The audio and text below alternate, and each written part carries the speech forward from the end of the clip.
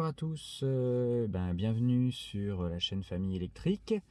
Aujourd'hui, comme je vous l'avais indiqué, le but c'est de vous expliquer un peu comment on a eu le déclic pour le passage à l'électrique. Nous qui sommes une famille de 4 personnes, avec aujourd'hui un Grand Scénic, Renault Grand Scénic 4.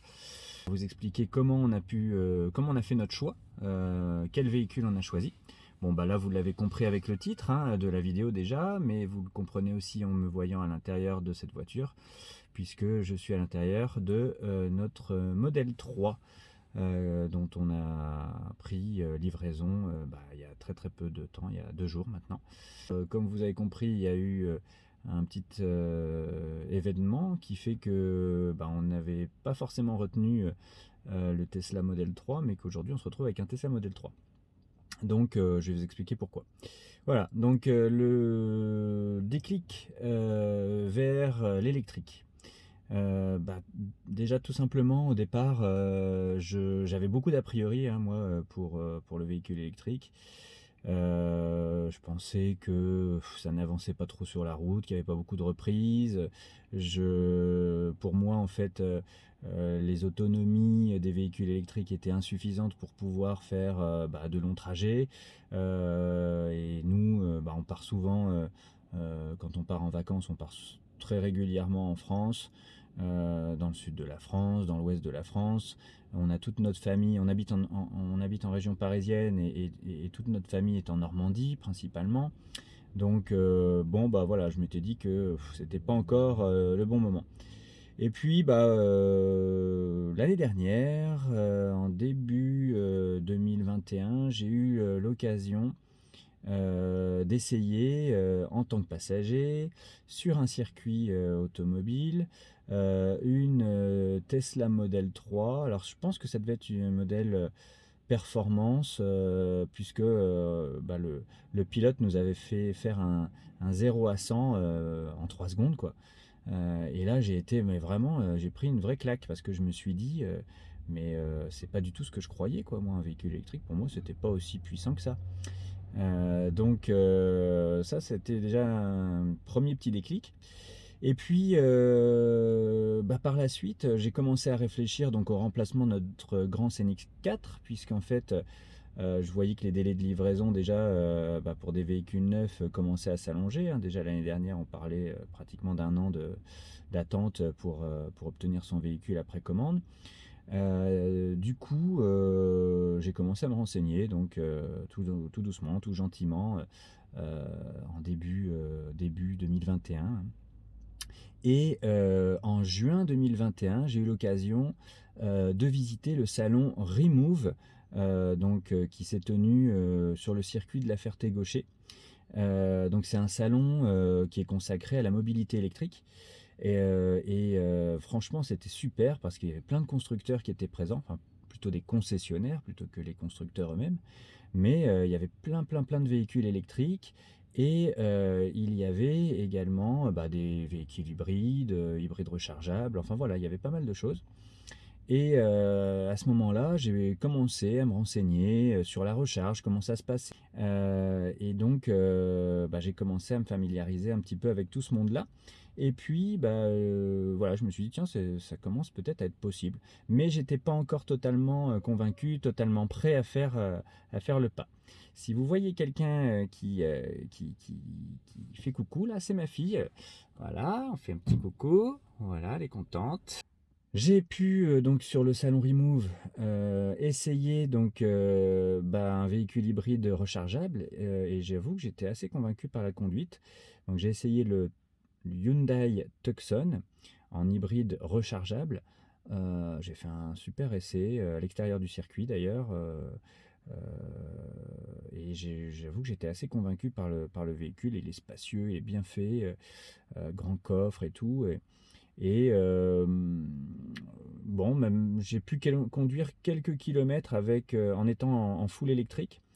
Et c'est vrai que cette conduite-là m'a quand même déjà plu.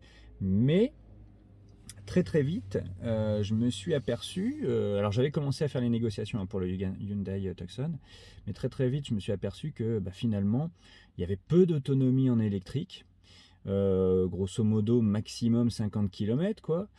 En même temps, finalement c'est un véhicule qui surconsomme quand on passe en thermique, euh, parce que le poids des batteries quoi. D'ailleurs, ça s'est confirmé après. J'ai lu pas mal d'articles sur Internet ou vu des vidéos où on parlait de ça.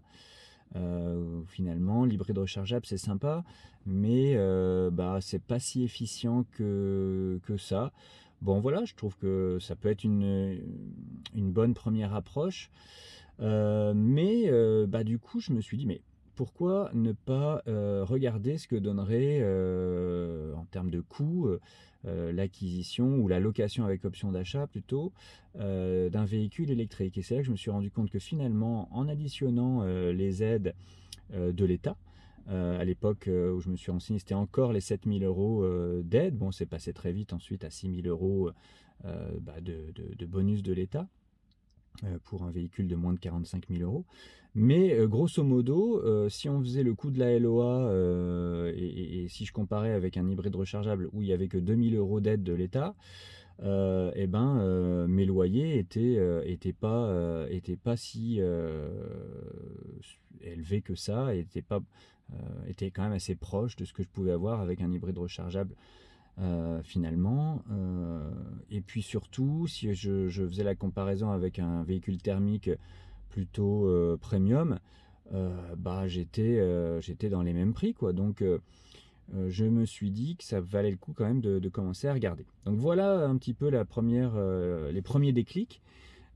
Et surtout, je me suis renseigné aussi sur le coût de la recharge, bien entendu, le coût de l'entretien, etc. Je me suis aperçu que les véhicules électriques, globalement, nécessitent nettement moins d'entretien que les véhicules thermiques, parce qu'ils ont pas, on n'a pas d'usure, par exemple, des freins, on a moins d'usure de pièces mécaniques que sur des véhicules thermiques. Et donc un coût d'entretien moindre. Et puis surtout, un coût de consommation d'énergie nettement moins élevé en électrique qu'en thermique. Alors j'ai fait un petit peu quelques calculs, mais je vous avoue que j'ai pas non plus été très très très loin dans cette démarche-là. Je me suis vite aperçu que finalement, il n'y avait pas photo entre la comparaison du coût du kilowattheure du litre de gasoil. Voilà, ça allait finalement, ça tombait sous le sens. Rajouter à ça le coût d'entretien quasiment nul sur un véhicule électrique, ou en tout cas nettement moins élevé. Bon voilà pourquoi on est arrivé à ce coup, à ce déclic-là.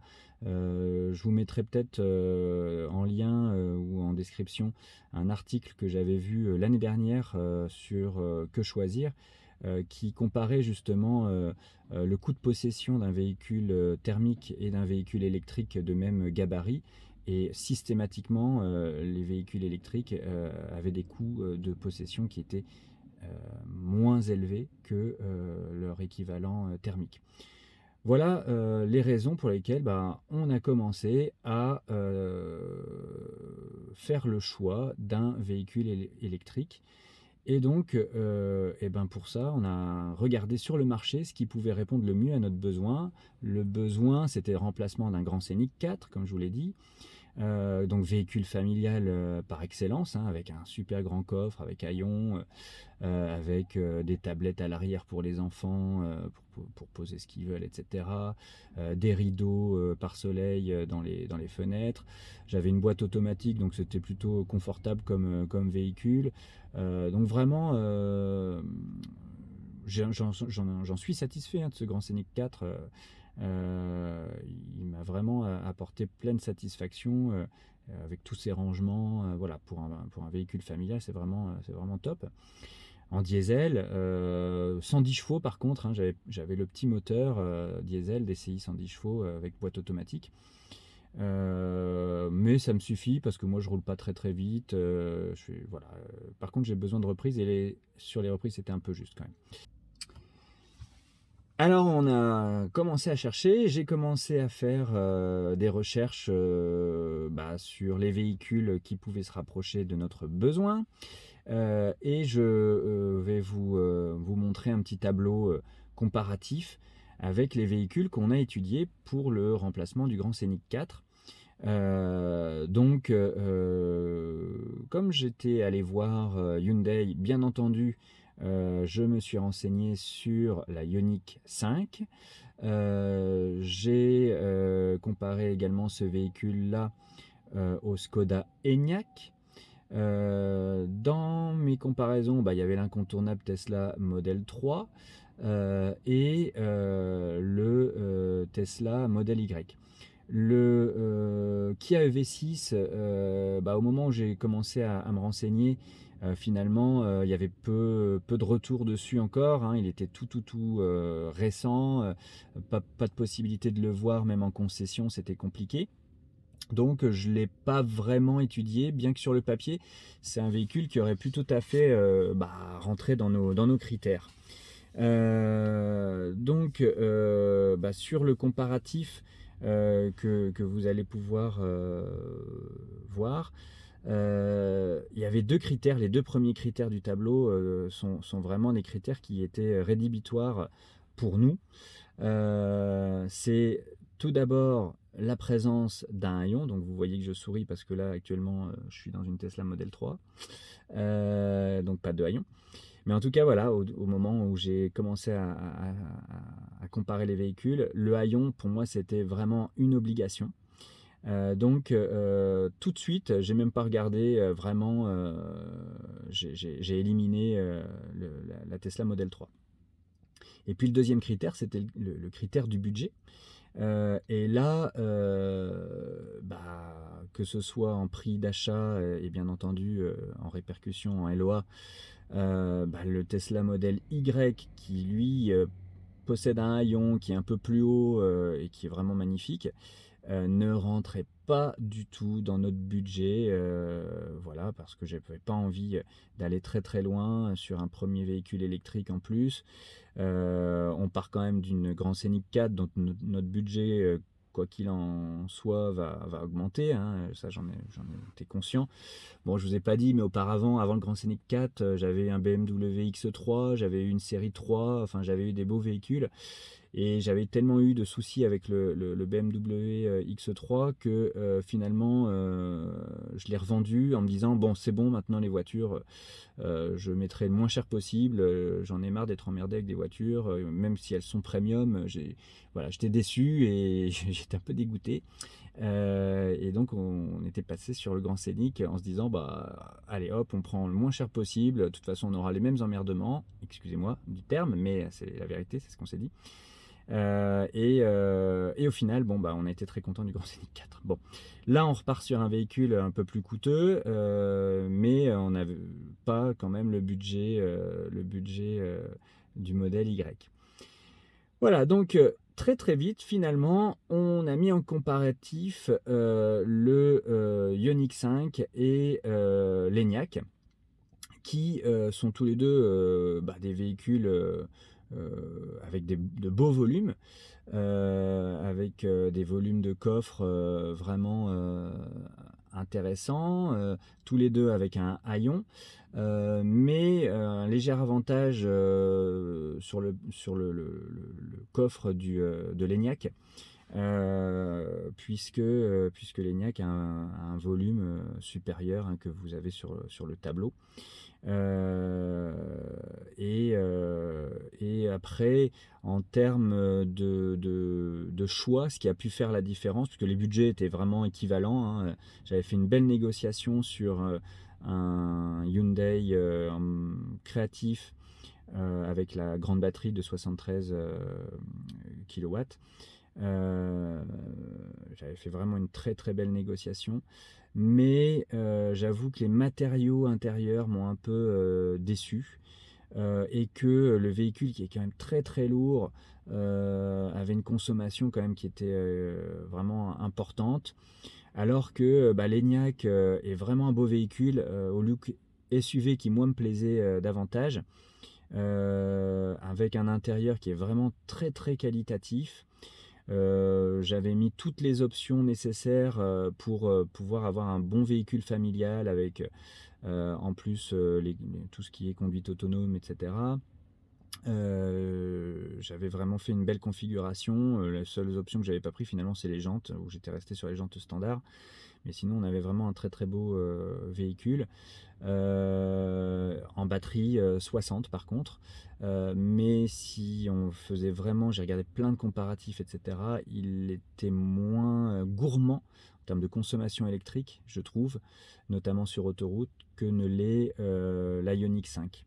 Donc voilà, en plus un très bon contact avec le commercial, faut dire aussi, hein, ça compte.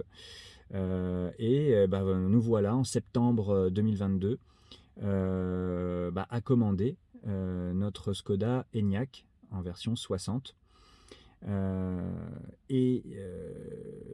livraison était prévue normalement pour le mois de février 2022. Le commercial était assez confiant, il avait même pris une marge. Donc voilà, dans l'attente de ce véhicule depuis septembre.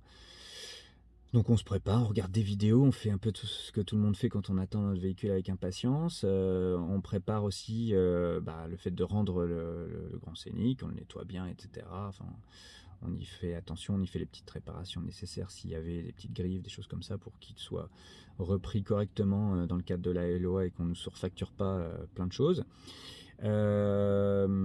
Et puis le temps passe et j'arrive au mois de février, j'appelle le concessionnaire et là, grosse claque, le concessionnaire me dit votre véhicule aurait dû sa fabrication aurait dû commencer, alors c'était semaine 4 je crois, et finalement là en mois de février, la production du véhicule n'était toujours pas entamée. Et il n'y avait aucune certitude sur le fait qu'elle le soit dans les jours, les semaines à venir. Il y avait des décalages qui étaient en train d'intervenir. Le concessionnaire en a vraiment parlé. Et donc, à un moment donné, fin février, je crois, ou mi-février, il m'indique que le véhicule va finalement être produit, mais il ne sera pas terminé et il sera sans doute mis sur une zone de stationnement chez Skoda, en attente des pièces, des pièces notamment électroniques, qui arriveraient après pour pouvoir terminer sa production. Et donc aucun délai fiable n'était avancé. Donc j'avoue que rendant le Grand Scénic 4 le 7 mars, c'est-à-dire très très bientôt maintenant, et ayant besoin quand même d'avoir un véhicule personnel, on était vraiment un peu dans l'embarras, dans la panade. Bon, on s'est dit ok, on louera une voiture les week-ends quand on en aura besoin, mais enfin sans avoir aucune certitude sur la livraison. Et je voyais dans les forums des gens qui parlaient de délais qui s'allongeaient de semaine en semaine, de mois en mois, des gens qui étaient prévus pour des livraisons plus tôt en plus que mon véhicule. Donc finalement, j'en ai parlé à ma femme, j'ai dit écoute, là je crois qu'on prend un risque. Si par contre on commande le Tesla Model 3, alors même si ça répond pas à nos critères de haillons, tout le reste on coche toutes les cases, et en plus c'est un véhicule qui a l'air beaucoup plus fiable au niveau de l'électronique, au niveau du système d'infotainment, au niveau de la programmation, de la recharge, ce qui est très compliqué sur Skoda a priori, sur ce que je vois, sur la planification des trajets, des longs trajets notamment. Il n'y a pas photo entre la Tesla et la Skoda, même si Skoda franchement c'est un super véhicule, vraiment Je ne suis pas en train de dire que c'est pas un bon véhicule, au contraire, hein. Je l'avais choisi en plus, mais il y avait encore des petits défauts de jeunesse, alors qui sont peut-être en train de se régler maintenant, qui le sont peut-être, hein, j'espère. Mais donc voilà, je dis à ma femme, écoute, voilà, si on commande la Tesla aujourd'hui, alors on était enfin tout fin janvier, tout début février. Si on commande la Tesla, ben on est sûr d'être livré au mois de mai, puisqu'en plus Tesla a une autre façon de gérer ses composants, hein. Ils maîtrisent la chaîne de leurs composants électroniques de bout en bout. C'est un peu différent, c'est géré différemment des autres constructeurs. Donc j'ai confiance en leur délai. Ils annonçaient donc pour une commande début février, un délai de livraison au mois de mai. Bon, banco, on annule la commande du Skoda Enyaq. Et on commande donc le 2 février. Voilà, je pourrais vous montrer le bon de commande si vous voulez. Donc le 2 février, nous passons commande du Tesla Model 3, modèle 2022, donc modèle neuf, hein, pas un modèle sur stock. Voilà, vraiment un modèle tout nouveau, enfin une voiture nouvelle. Donc le 2 février, on passe commande. Je fais très vite toutes les démarches. Alors c'est assez rigolo, hein, comme façon de commander une voiture, puisque moi j'avais jamais commandé une voiture sans l'avoir essayé vraiment en la conduisant, d'une part. J'avais jamais commandé une voiture avec mon smartphone. Donc on configure très vite tout ça, on passe la commande, on envoie les justificatifs pour la LOA, ça va très très vite, c'est hyper simple, c'est très fluide. Et tenez-vous bien, quelques jours après, je parle vraiment de quelques jours après, on reçoit voilà, d'abord le code VIN, etc. Et quelques jours après, la confirmation de la livraison arrive. Livraison prévue le 3 mars à 10h. Enfin voilà, le 3 mars, et puis après nous on programme l'horaire de livraison dans l'application.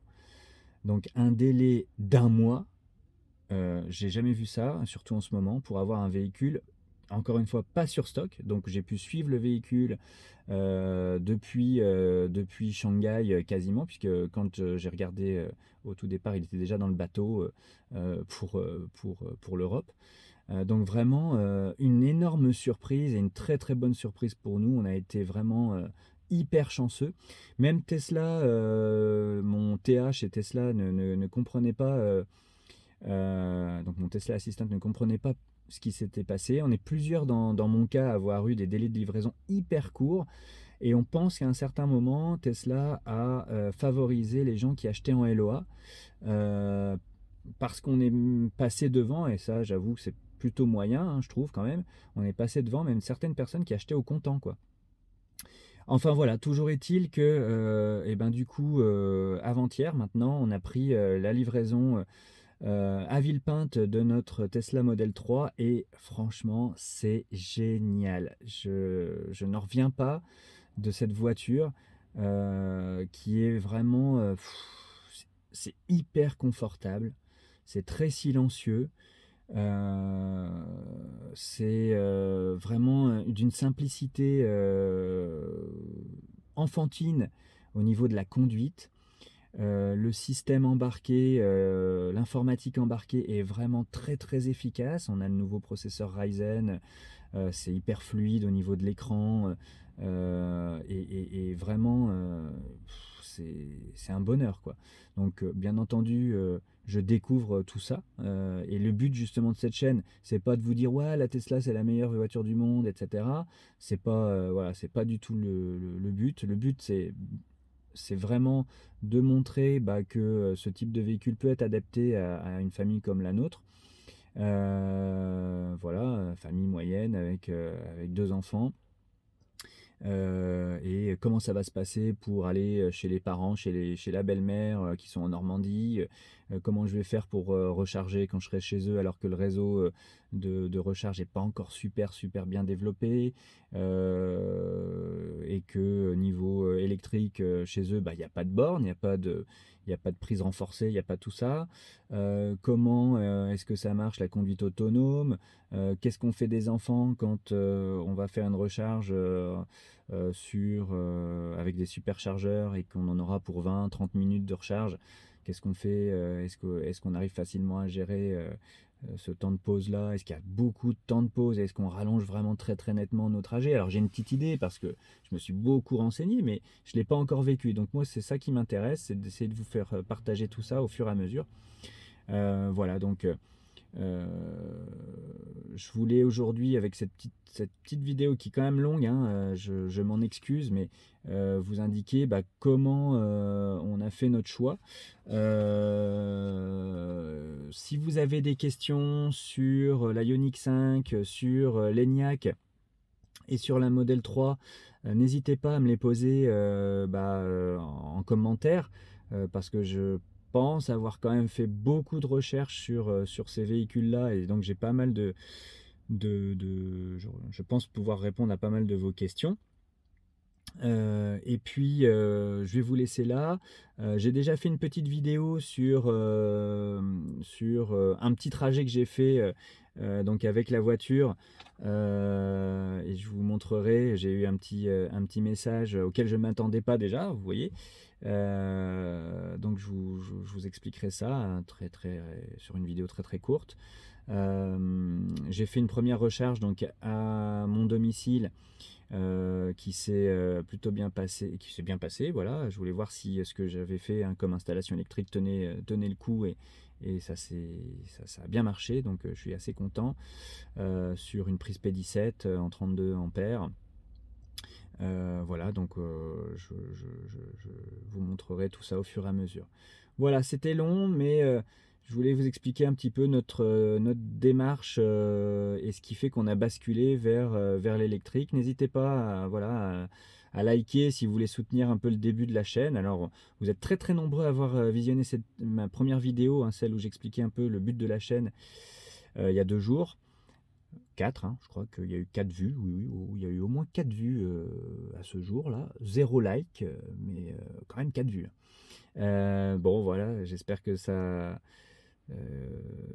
vous intéressera, et que progressivement, on aura des gens qui seront intéressés. De toute façon, moi, je le fais pas, voilà, on fait pas ça pour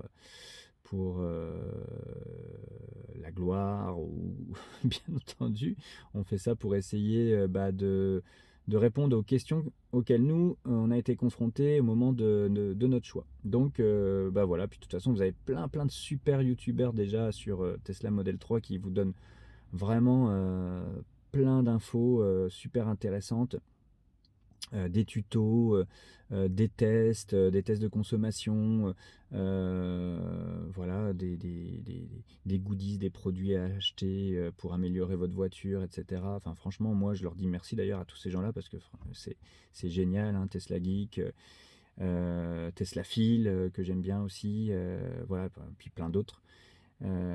Donc on n'est pas là pour faire ce que eux font, mais essayer de partager le quotidien de gens qui découvrent l'électrique pour la première fois. Voilà.